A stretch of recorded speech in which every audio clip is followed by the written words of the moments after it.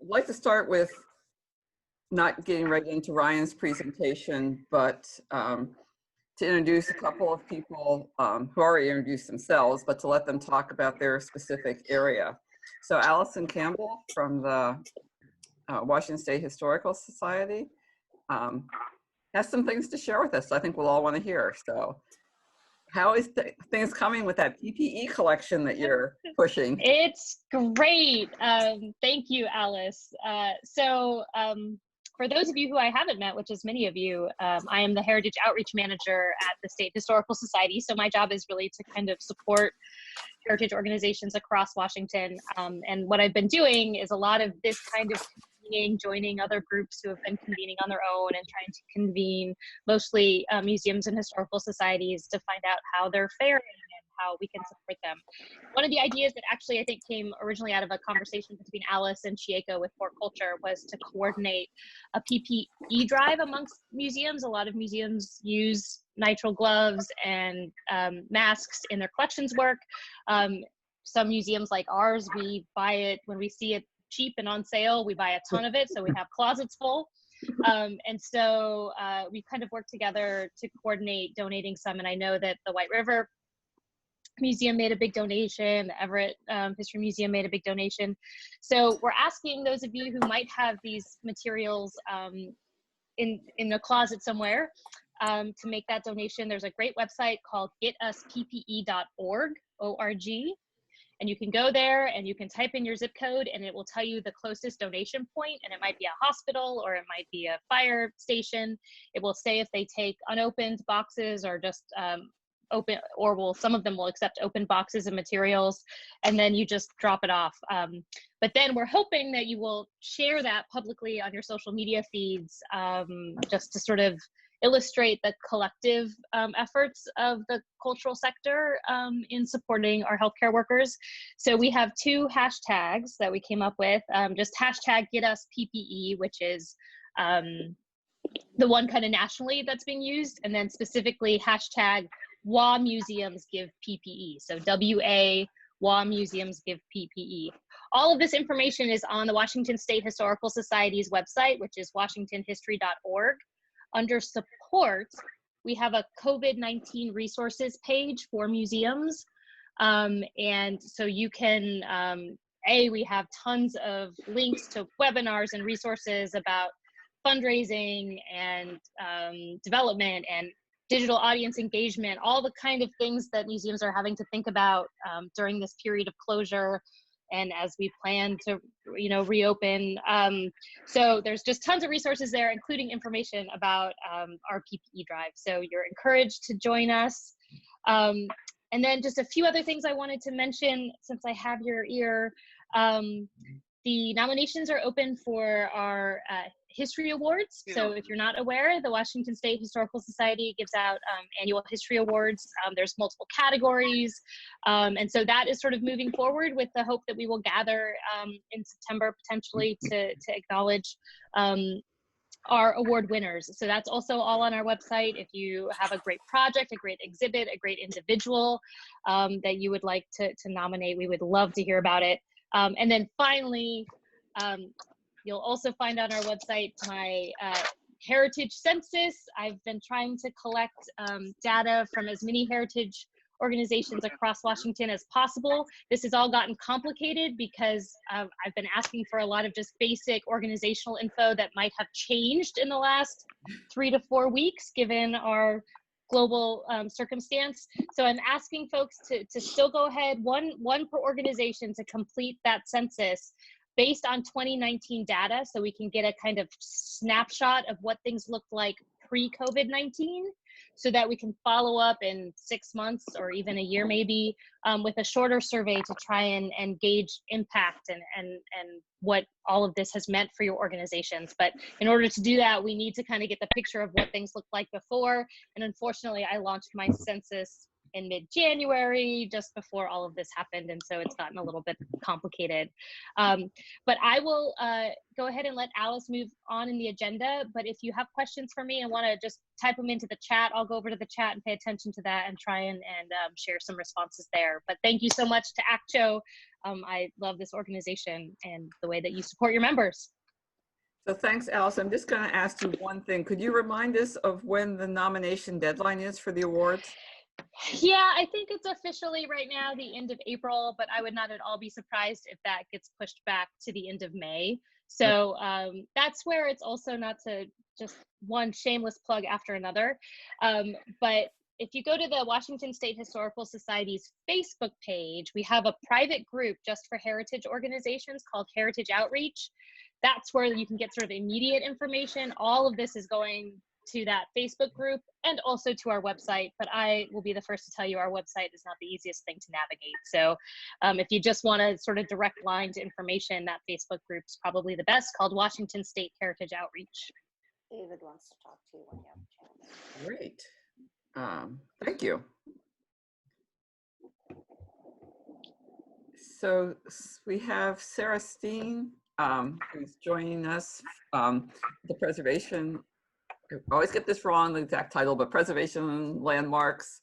You can give us the real title, but I'm sure things are happening there, although somewhat slowly, like everywhere else. But Yeah. give us an update. Well, we're all kind of doing what everyone is doing, kind of chugging away at home. I've been just churning out landmark nominations, which is the nice thing about working from home. I can just concentrate on the kind of the research and writing arm. It's a little easier to do from home than elsewhere. As a general rule, things, we're hoping we'll only be doing this for maybe a month or so longer, and then we can kind of get stuff kicked off again. But we're just kind of working on internal projects for now, so I don't have any big reports. But hopefully by next time we all meet, we'll have a little bit more movement forward, so we'll be able to talk about more. Well, it's nice to take advantage of getting reports done. Yes, yeah, it is. So I did want to mention that Jaco and Megumi were unable to join us today, but they wanted to have a reminder out to everyone about the Horticulture Relief Fund. And you have until May 15th to apply for that. And the information is on their website, and they're happy to answer any questions that you might have. But think about, if that's something that's going to, work for your organization. I know I've looked over the application. It's pretty straightforward, but it will take a little bit of time to complete. So don't put off doing it if it's a funding opportunity that your organization is eligible for. It's a great way to help get through this time.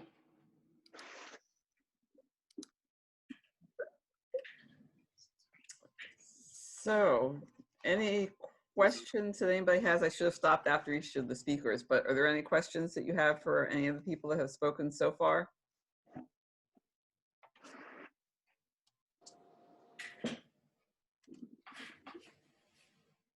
Okay. Then Aaron, would you like to get us started on the program for the day? Sure thing. So I didn't get a chance to introduce myself. My name is Aaron Alcorn. I'm an ACTO board member, and my day job currently at the curator at Living Computers Museum Plus Labs. So I hope everyone is doing well and staying sane and being safe. Hopefully in that order. But all I know is we've got two working parents here at my house and an 8-year-old who have been trying to homeschool, and the house is getting smaller.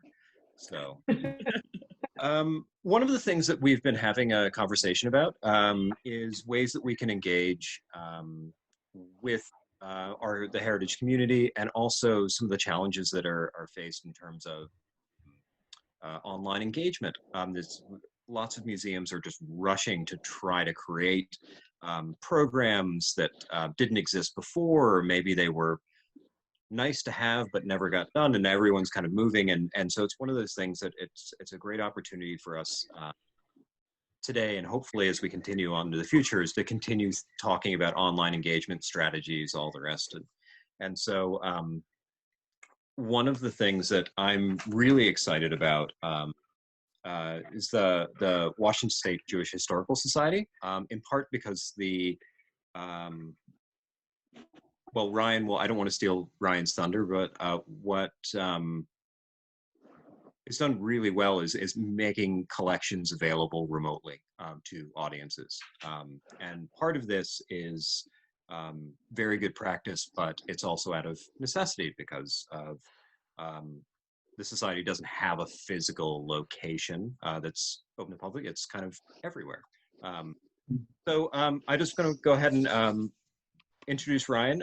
Ryan Anthony Donaldson, sorry.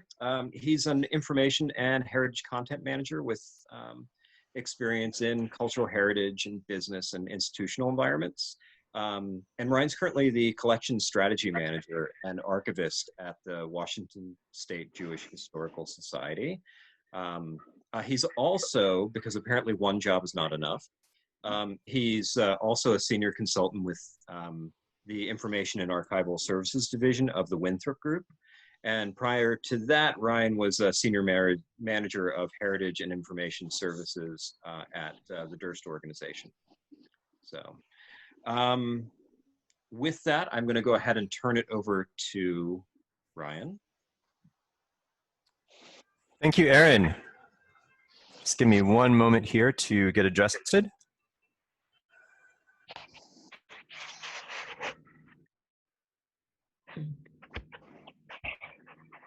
Okay, so can everyone see my screen with the title slide? Yeah?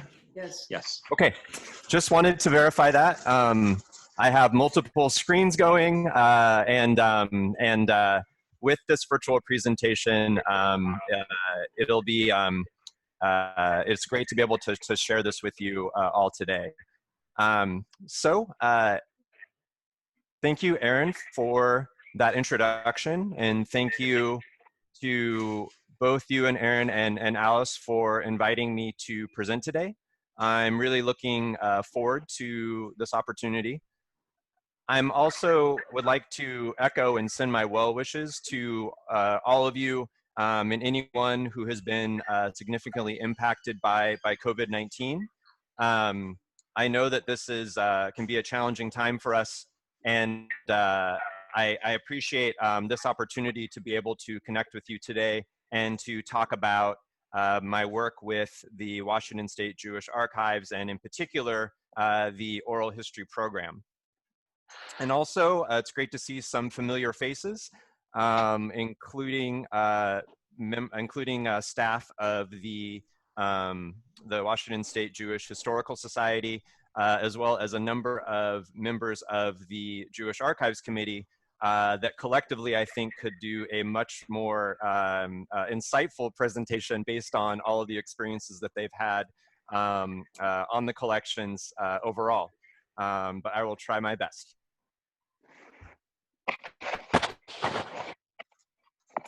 Okay, so today we're going to cover a bit of a background on the Washington State Jewish Archives. We'll then talk a little bit about the oral history program itself. I'm hoping that we'll be able to play 2 clips that you'll be able to hear and see today, and then of course be able to visit the digital collection site to be able to see those afterwards. I'll speak about how to access the Washington State Jewish Archives oral histories online. As Aaron had noted, you know, we have been thinking of remote access for quite some time within our organization. Then I'll talk a bit about some of the initiatives that have occurred and that we're looking to in the future, especially in the times that we're in currently. And then I'm more than happy to share a few resources And also, it was discussed earlier with Alice that we'll be making this presentation available later as well for you to be able to take a look at your leisure.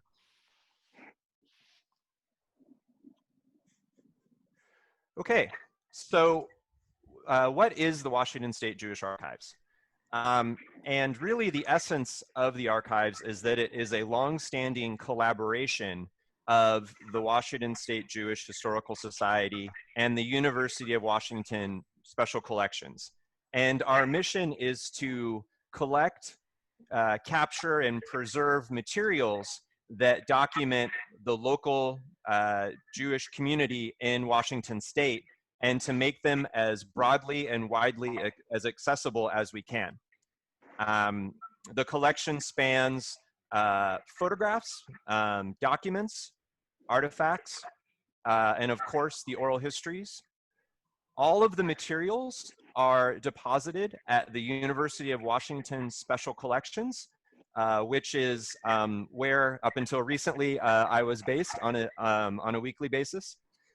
And the society provides financial and other support for this position. So I work closely with both institutions in this role, and I consider myself very fortunate to be working with a consortium that includes our executive director of the society, Lisa Kranzler, and her staff, as well as the University of Washington's technical services team, the catalogers and curators. The photo that you see— Ryan, can you stop a minute? I'm getting some comments, and I can't see your slides, but apparently some other people cannot also. Okay, thank you for letting me know. How about now? Looks good. Okay. Thank you for your patience there. You didn't miss much. All I really covered at this point was, of course, the outline, which I hope was clear enough in my verbal description. And now that we can see the screen commonly, this image I'm very happy to share. This is a photograph of students from the Hillel Foundation at the University of Washington, which comes from one of our photograph collections.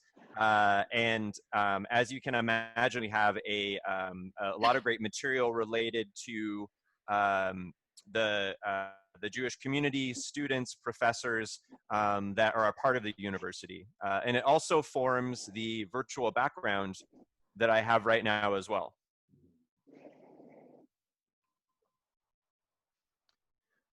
Okay, so a bit about the background into the archives. So the archives began officially in 1968. It started under the auspices of the Women's Division of the Jewish Federation of Greater Seattle. And from the get-go, it has been and continues to be a community-driven project with dedicated volunteers. I was looking over some of the meeting minutes from the start of this project, and in 1968 was the first meeting in the Federation's offices. So we're looking at a 50-year run here, for the archives. Richard Berner, the founding archivist for the University of Washington Special Collections, helped to guide and establish the process for the materials to be deposited at the University of Washington.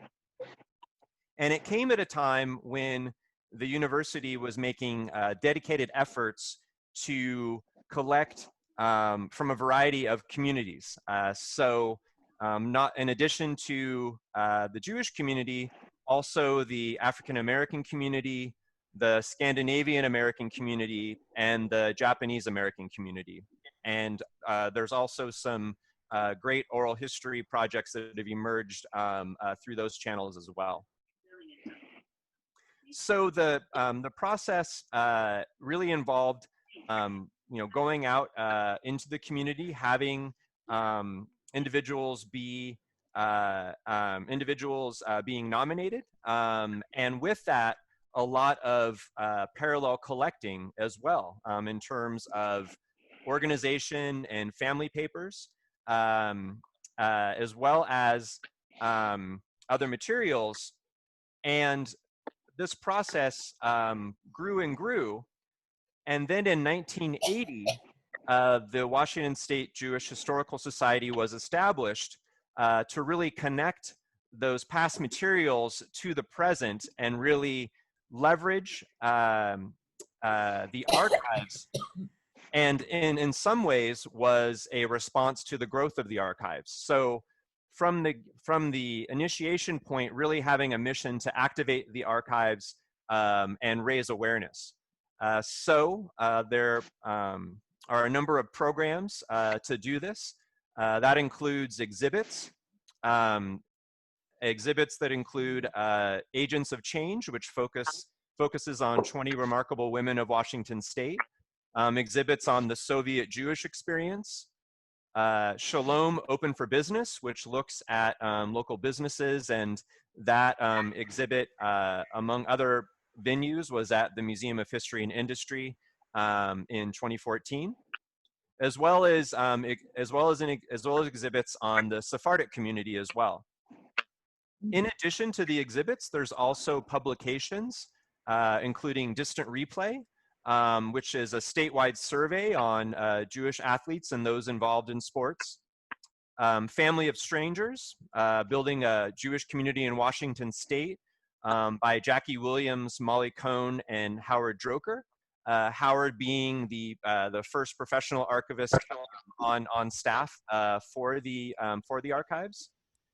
And then the Jewish Experience in Washington State, which has really been a great publication for being able to establish a timeline on significant events of and for the Jewish community in Washington State, and a frequent reference point for me as well.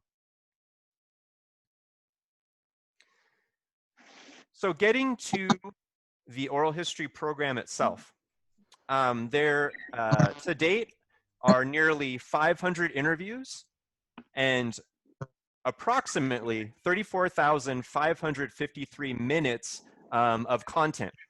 And you know, those are some impressive statistics. And with this being a volunteer-driven activity, volunteers have gone to people's homes, synagogues, businesses, and other locations to conduct these interviews. Here we see a photo of Ernie Stiefel interviewing Saul Halfon at Saul's home in 2001. Thank you, Doris, for providing this photo.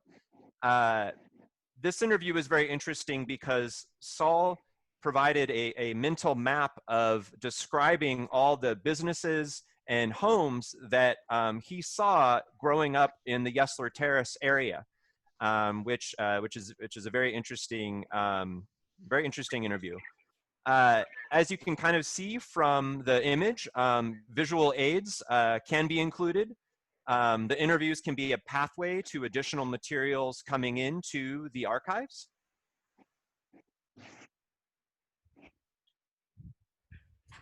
And here's a series of images of an interview with Rabbi Ted Falcon, conducted by Don Goldberg at Unity in Linwood over the summer.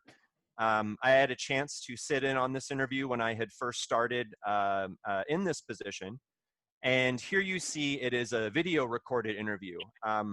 The majority of all the interviews in the collection are audio, though we are very fortunate to have some video interviews and looking to continue that going forward.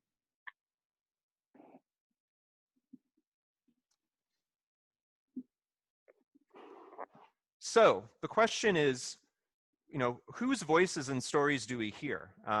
You know, this is just a sampling of just a few, but really one point to convey is that, you know, over a 50-year period, there really has been a diverse set of narrators that have described all varieties of experience. So we have artists, we have Holocaust survivors, rabbis, business and political leaders, Orthodox pioneers, and Sephardic immigrants, among a number of other voices that comprise this archive as a really rich resource. So one of the two clips I'd like to play today is from an interview with Maria Frank Abrams, a Hungarian-born artist that survived concentration camps in Bergen-Belsen during World War II. She later came to the United States, and specifically the Seattle area, and launched into a successful career as a visual artist. Here you see her in her studio with one of her cats. And one thing that she discussed in her interview is having a close friendship with Mark Tobey.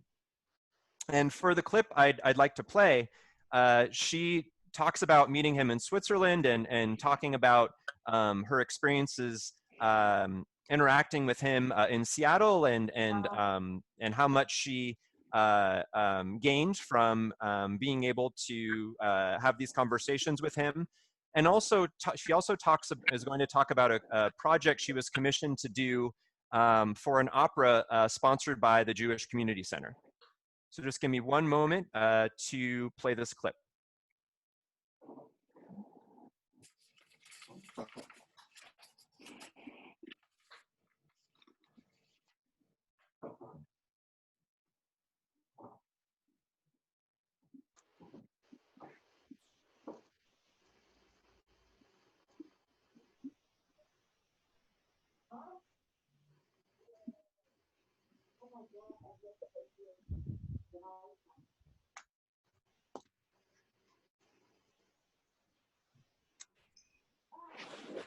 Okay.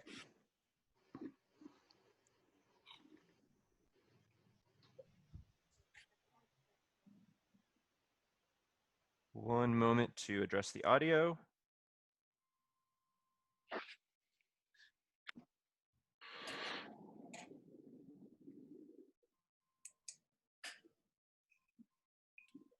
Janet Strapkin is on this thing. I haven't seen her since the JDS. And of course, I cherish it.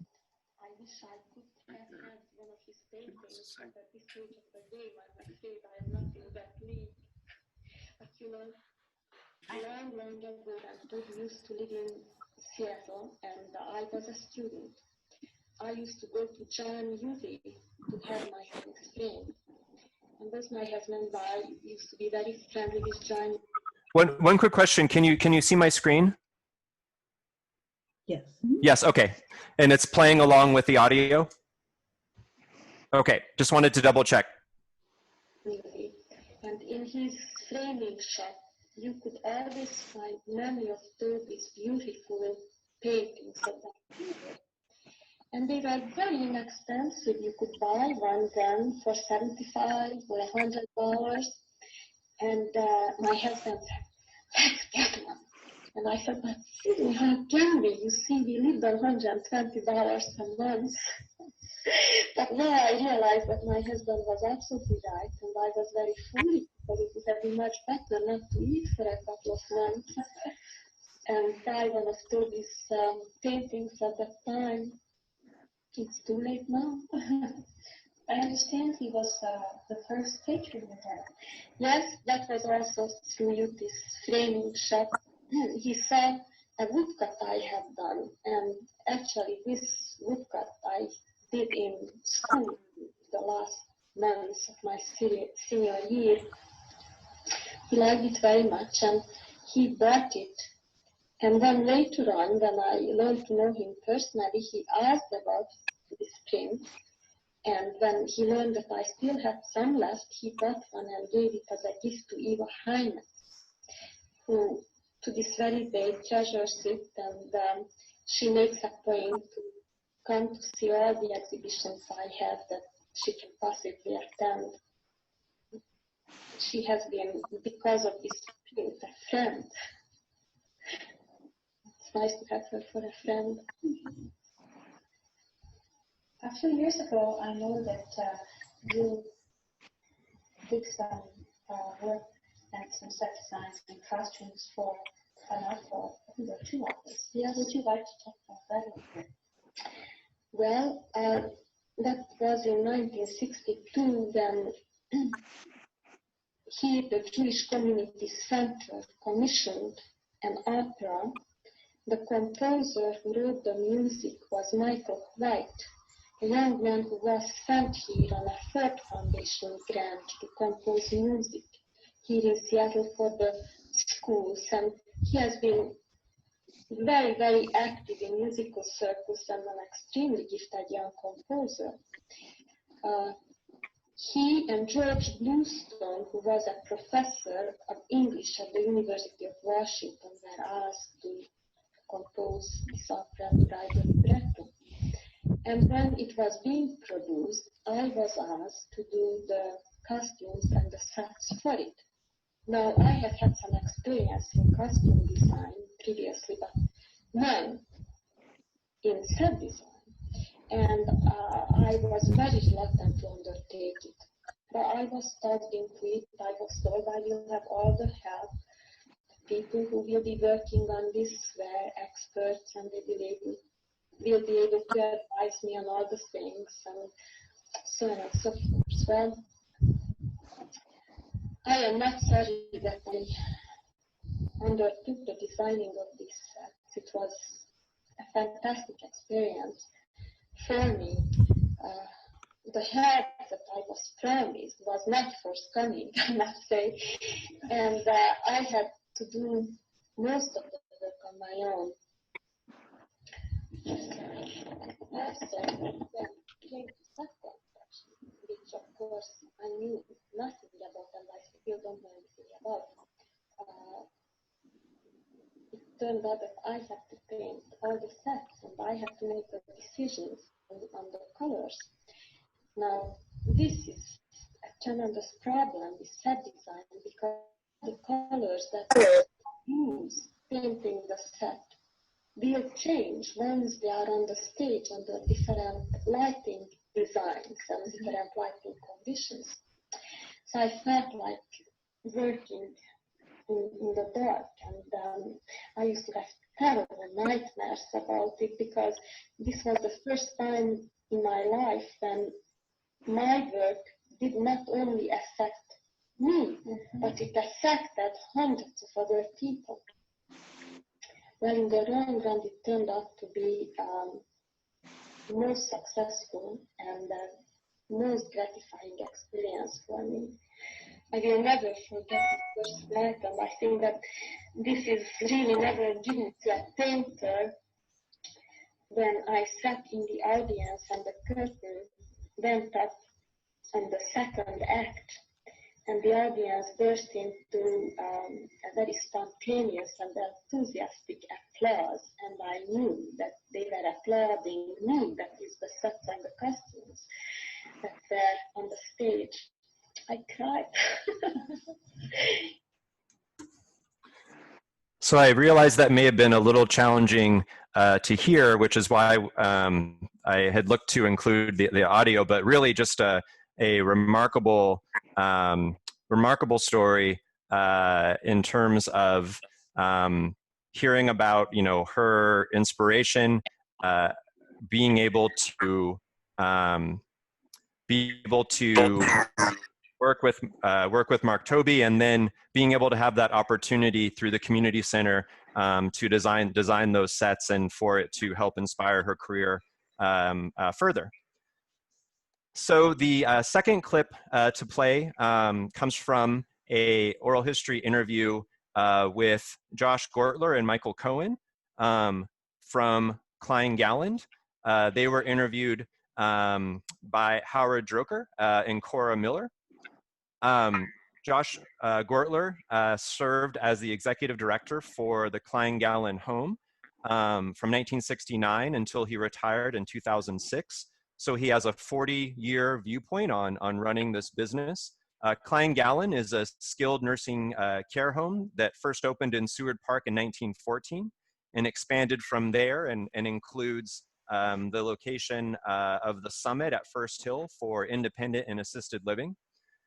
Here, Josh Gortler is going to give some really powerful testimony, and I'll just let him take it away.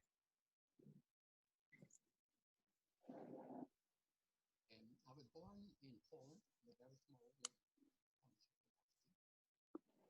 during the long time of the year, long time of the century, just before, just after Hitler came into power. So when I was 3 years old, Hitler came into power, and my journey began. Ryan, it seems like it's really low.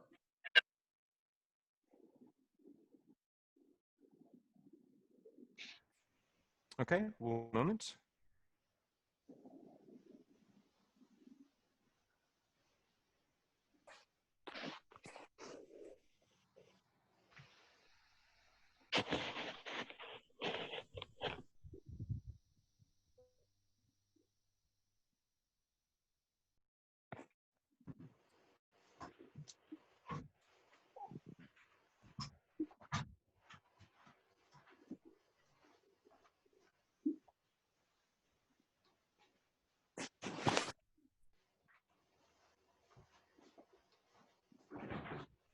Yeah, it seems like it is unfortunately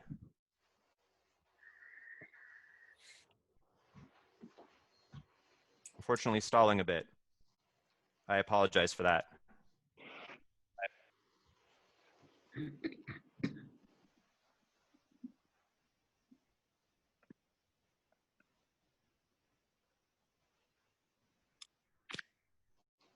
Okay.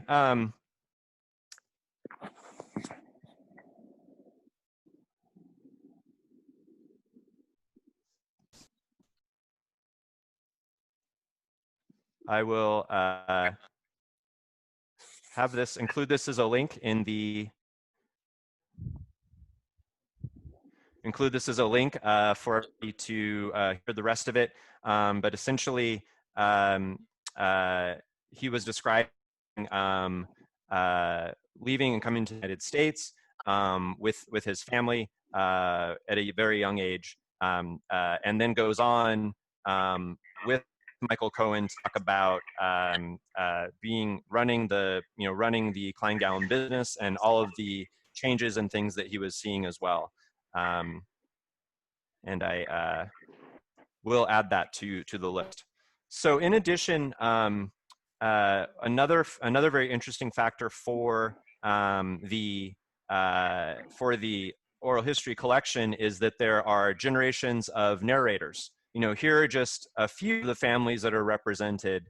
And, you know, here we have Nathan and Mina Eckstein, and here you see actually the intermarriage that occurs. And so that's another factor as well, is that, you know, over this, over a series of decades, you have an incredible amount of family stories as well that really help tell this fuller tale. So that is another feature of the oral history collection, as oral history collection. Here's another pet. Here is Joanna Eckstein with her dog Jelly Bean, and in her oral interview, she discusses the Seattle Jewish community in the late 19th century, the attempts to build synagogues for the Reform congregation, and then eventually the construction of Temple de Hirsch. And so that's a very interesting interview as well to highlight.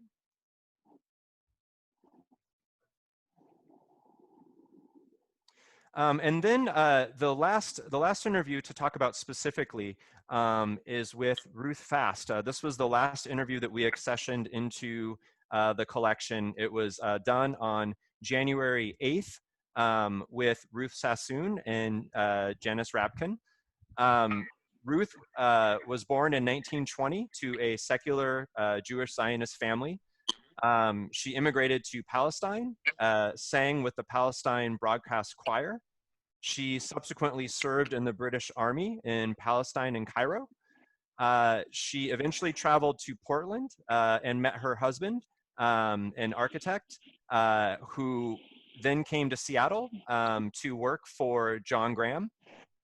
And so that's one that we just made available online, and we'll include in the links to check out as well. So in terms of accessing the oral histories, for accessing the oral histories, all of the finding aids, along with the finding aids for the archives overall, are with Archives West.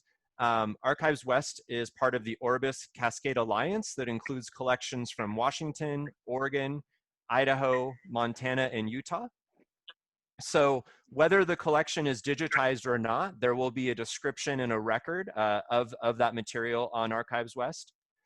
And then in addition, there's the University of Washington's digital collections. So those link from the finding aid, and for the transcripts and oral histories that we have available, there will be clips that hopefully you'll be able to hear and see in more clarity than this afternoon. And we'll also have those links be included as well. So in terms of oral history initiatives, one thing to kind of keep in mind with these recordings is that really reinvestment is a requirement for moving forward. In discussions that I had with Aaron in preparing for today, one topic that's really come up is the technology, and really needing to anticipate that the material can become obsolete. Thinking of media reels, thinking of audio cassettes, really they're intended to have a short shelf life to be able to expect them to play correctly. So over the years, and really starting in 2011, there have been some initiatives to provide funding and support to digitize, to create transcripts, and to bring those analog recordings into digital format. And it's especially important in terms of the archives because, as mentioned, and not having a permanent home to display the material, we're having to look to how to do that online and digitally through things such as the Washington Digital Museum, which was launched in 2018 as an opportunity, as well as other places too, to be able to have these voices be heard and for these interviews to be accessed. So we want to thank Humanities Washington for the Saving Our Voices project to be able to provide some of this funding. The University of Washington Friends of the Library through the Saving Stories, and then many other very generous individuals as well for all of their efforts to do this.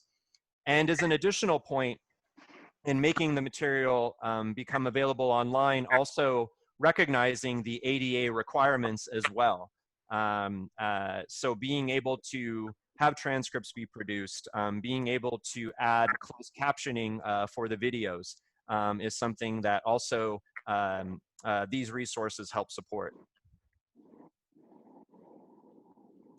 So in terms of going forward, there are 3 points to make. So working with the terrific Jewish Archives Committee headed up by Nancy Blaze, as well as the rest of the committee and other volunteers, we're looking at the following steps. So the first is for the restricted interviews that we have over the years through Deed of Gifts. There had been indications of recordings not being available publicly. And so we are engaging in a process to go back to those that have been interviewed, their families, executors, to look to sign new deeds of gifts, updated deeds of gift, and then to be able to make those recordings accessible for the first time. So here we have an image of Rabbi Arthur Jacobitz, He was the director of UW Hillel for many years at the University of Washington, and working with Herb Pruzan, the executor of his estate, we were able to complete a revised deed of gift, and now the transcript is available online. So revisiting and looking at some of those restrictions and seeing if we can make them available to the public more broadly. Second, looking at the small batch of recordings that have been marked as damaged and seeing if we have opportunities to correct and fix them. So here you're seeing a cracked tape case. This is from a lecture that Rabbi James Morell recorded in 1976. And in reviewing, looking to see if there are ways with the technology available today to fix and then to be able to have these voices and recordings be heard once again. So in this case, with this cracked tape case, we are looking to rehouse the shell of the cassette to be able to have it be played again and digitized and be made accessible. And then the third and final initiative to discuss is looking at a remote interview methodology. This is something that has been thought about for quite some time on the society side. You know, as we're looking towards being able to expand the program, as we're thinking about more of a geographic diversity and being able to save on time and resources, being able to look at ways of scheduling more efficiently as well, and looking at you know, what is the way to make the biggest impact with you know, the limited resources that we have available. Yeah. And so this current situation with COVID-19 has really brought this to light for us. And right now we are looking at best practices. We are looking at other examples and talking with other institutions. And so one resource to highlight that some of you may have had a chance to participate in, the Oral History Association sponsored Oral History at a Distance, a webinar that brought together the staff of the Baylor University Oral History program to talk about their experiences and best practices. And so it was really wonderful to be able to come together to see those resources being offered, and for us to more fully consider moving forward. It is not with its challenges though, and you know, we're thinking about everything from, you know, from an equity perspective, does everyone have access to the technology for those narrators we're looking to engage with for these interviews to be possible? Ensuring that there is a familiarity, you know, with that technology. So certainly scheduling practice time and test runs and being able to help with that. How to best provide for additional training and support for the volunteers who would carry out this work as well. And then thinking about it from a permissions and rights management point of view, the University of Washington as an institution, in terms of these deeds of gift that give ownership and usage rights over, they do not allow electronic signatures right now. So that is another factor that also impacts, you know, looking to this program as well. You know, can we build an electronic signing process, and looking to, you know, DocuSign or some other possibilities, you know, for that. But it is something that, you know, we are, you know, very much looking at and have been thinking about for a while. And really now is the time to, you know, think about how to move forward. So here is a list of resources. As I mentioned, we'll make this slide deck available. It'll be supplemented by some additional links to the oral history interviews, including the ones that experienced some technical difficulty today.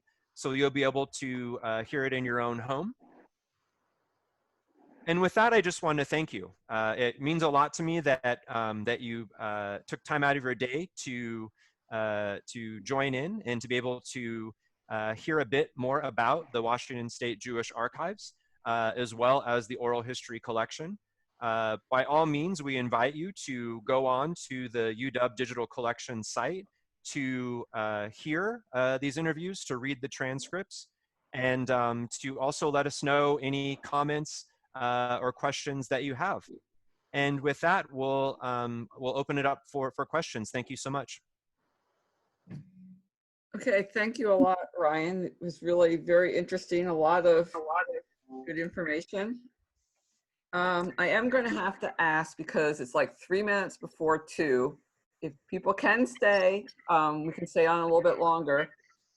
But it might be good. We may not get to all the questions. So if you have a question, you can leave it in the chat, and we can try to get back to you. So leave your question, but also leave contact information. So I think oral histories is an interesting thing. We're all thinking about what can we do remotely during this time, because there's so many things you can't do in collections. Really good topic to think about, and how might we be able to move into that area. But let's open it up for a few questions. But before we leave, we also want to have a little time for discussion about what you might like for a future topic for one of these meetings.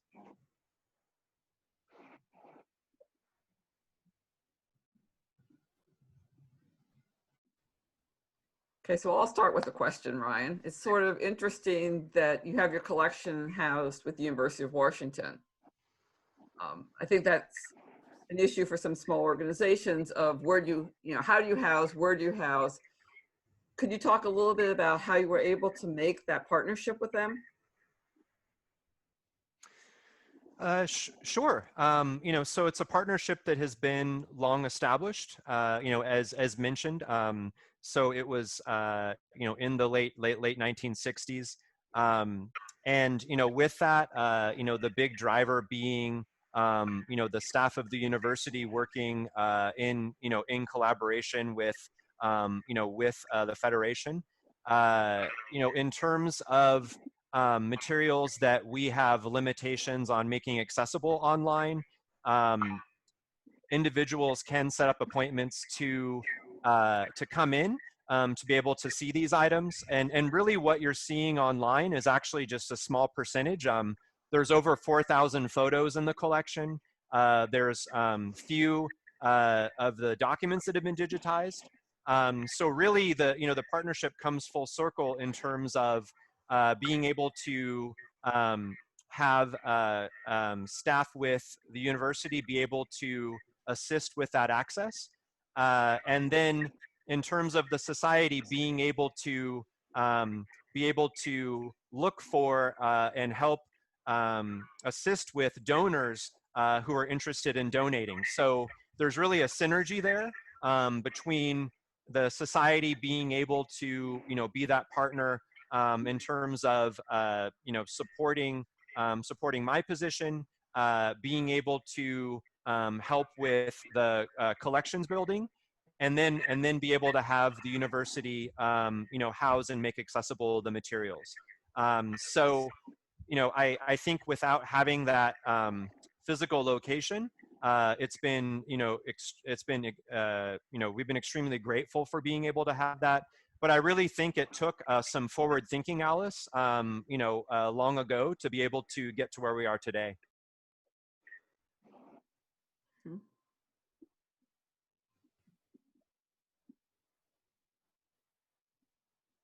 Are there other questions?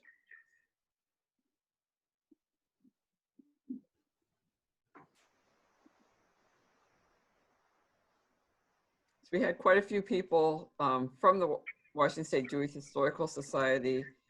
Is there anything that you want to add that's maybe not a question, but like, oh, this is something really interesting you guys should know also?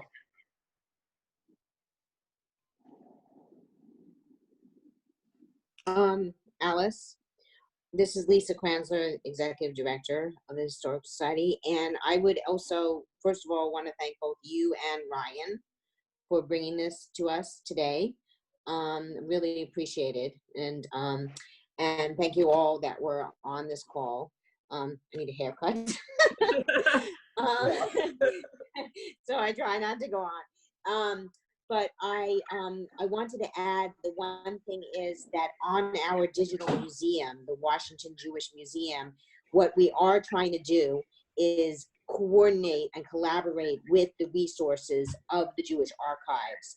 And a lot of the exhibits that we have created in the past year have been using those resources, whether they're clips of oral histories or photographs, and also paper documents. And so we are working to bring those resources out and make them more visible. And we also have a current exhibit running right on the main page of wsjhs.org, clicking on Digital Museum, and it's about the stories in the time of coronavirus, because we are all making history every day. And we encourage people to participate in these stories. So history constantly, and it's a lot to do, but we're up for the challenge, and we are learning all the time as well. So thank you to Akcho for all your work and support, and it's all very appreciated. Thank you. You're welcome.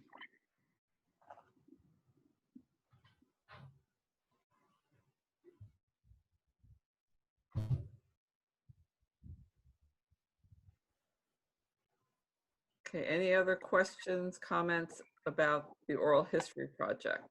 I think it's an inspiration to all of us to get out there and get like 500 oral histories. I mean, come on, that's a challenge. We know we should get them, but to have someone who's actually doing it, I think gives us inspiration and confidence that, you know, it can be done, and we just need to be doing it one step at a time. Get your plan together and then just start executing.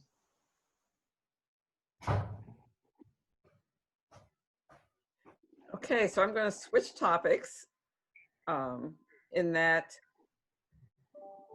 this is the second one of these that we've done, and we'll probably do one in another 2 weeks, but it really helps to know what is a topic that would be of interest to you, so that we can find someone with some expertise who is willing to share and meet a need that you have. So if anyone has any thoughts, they can share it now, or you can also contact one of the ACHO board members at a later time.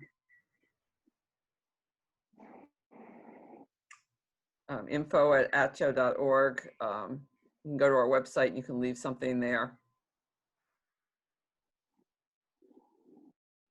See, we have one vote for website construction in the chat. Right.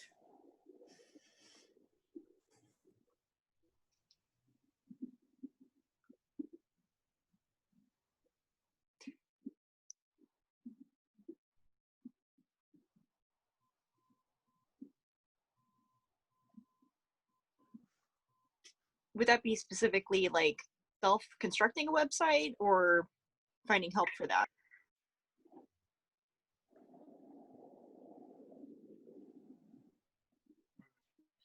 Yeah, we have a website, but it's outdated, a couple years old, hasn't been well maintained. We are looking for a webmaster for a intensive period of hopefully short period of time to bring it up to date, and then we think our tech committee can maintain it, but we're getting lots of hits, and they're not positive. Okay.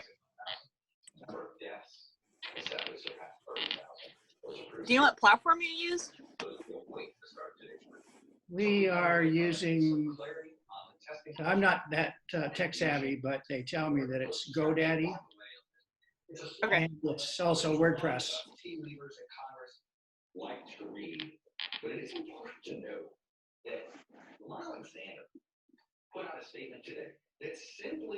Okay, so I guess what I'll just say is thank you all for joining us. Hope that everyone is doing well, staying safe, dealing with the whole shelter at home, you know, both with having physical needs met and mental needs met, because they're both pretty important this time.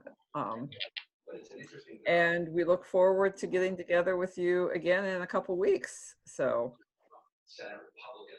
stay safe and take care.